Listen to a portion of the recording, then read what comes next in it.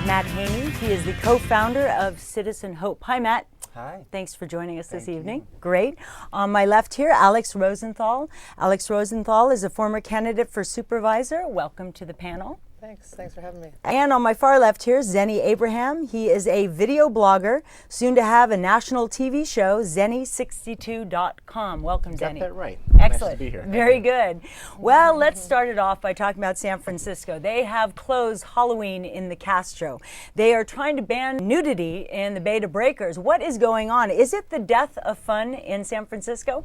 Let's start it off with you, Alex. I What do you sure think? hope not. I hope it's not the death of fun. I mean, San Francisco is this great place to live because it's got so many unique events like Beta Breakers and the Hate Street Fair and the How Weird Street Fair. But the organizers of Beta Breakers have recently announced that they wanted to ban nudity and alcohol and floats because Is there anything left? Well, Public sex. yeah, Okay. sure, public sex, right? And it's it's a shame because these are this is the essence of the event. And Beta Breakers is San Francisco, and it represents what I think the city is all about. And so a few of us participants from Beta Breakers have protested, and we've organized on a couple of Facebook pages, and we've held press conferences, and we seem to have pushed the organizers back.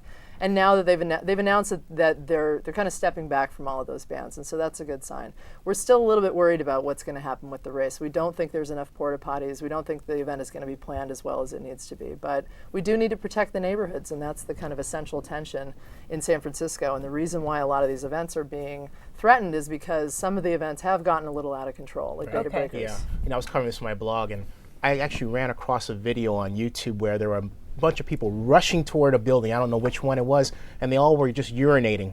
And they would take turns. Wait, I didn't see that one. No, I'm serious. I'm not making this up. They would Okay. take turns. They would run back, and there was about 100 people or something like that. And I couldn't believe it.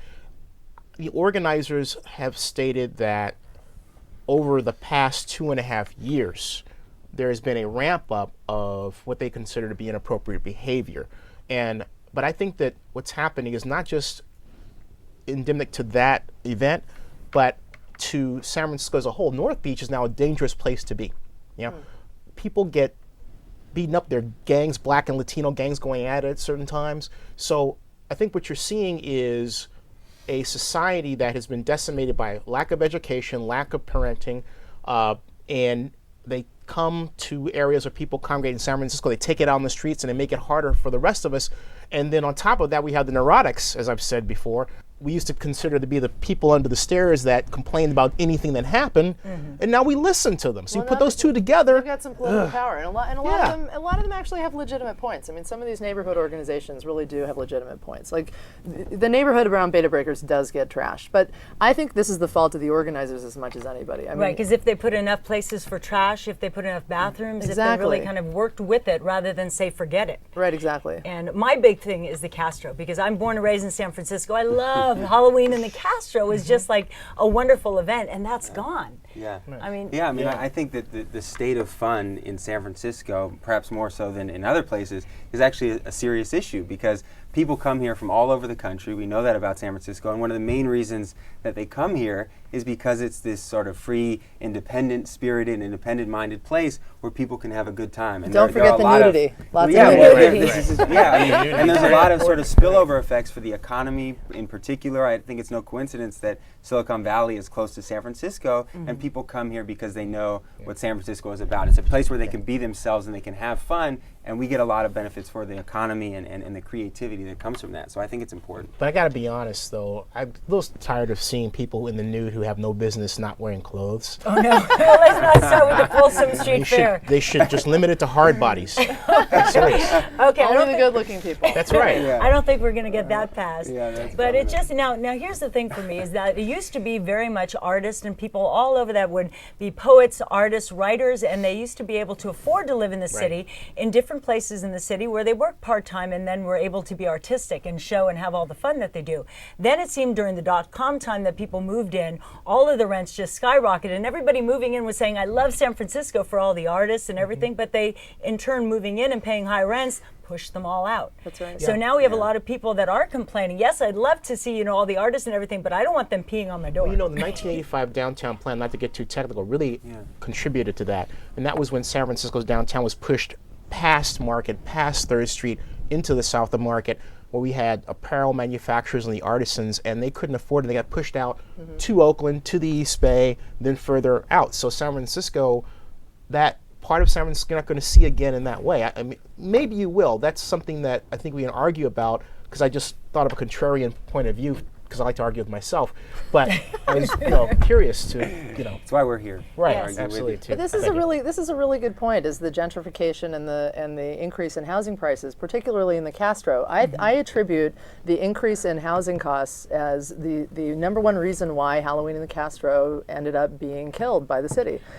Because as property values rise, people care more about the look of their neighborhood, Right. and when when other people come in and trash the neighborhood, especially young people. I mean, I think 30 years ago, Halloween in the Castro was this really fun, celebrated thing when it was a younger absolutely neighborhood. amazing. It was a younger neighborhood. Right. There's sort of some irony that the reasons why people come here, and the fact that it's brought all these folks here, has sort of now led to some challenges to those things that make this place so special. right, And so that's it's right. sort of this irony, and I think it's important to sort of let folks know, the new people who are coming in, the dot-commers, whatever it is, that we still need to protect what's special about San Francisco, which is probably the reason why they wanted to be here to begin Something with. else, if I may, though, that when I went down 2 years ago with my video camera, all of a sudden at around 10:45, cops showed up.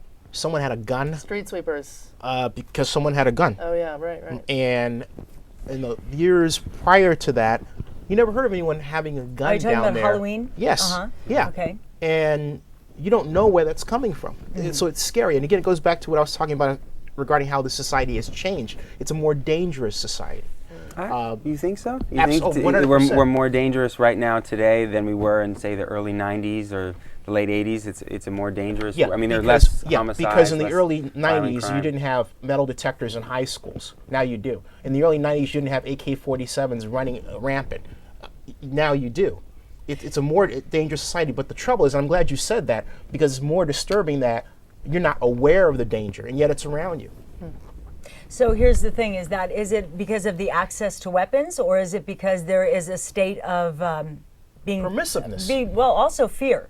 I think there's so much fear going on that's right now right. that Yeah. people are feeling hopeless and scared, Mm-hmm. and just that they are turning to violence and they're losing jobs now. I mean, it's just like the trickle-down effect as it was in the city. There used to be a place, just move into a cheaper apartment. There is no Not cheaper to apartment. find a point out, it's the loss of the two-parent family. Okay.